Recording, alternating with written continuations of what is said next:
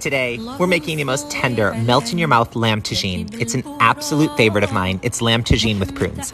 Start by sauteing an onion in oil until translucent. Add grated garlic and spices, cooking just until fragrant. Add in cube lamb shoulder or leg and let brown in the spices to really lock in those flavors. Season generously with salt and a big pinch of Ras el Hanout.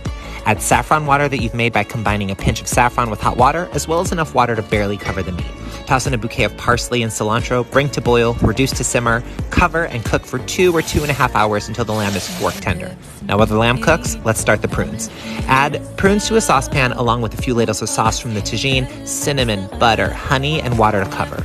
Cook until you have a syrupy sauce and the prunes are tender. Splash in a few drops of orange blossom water at the end, and voila.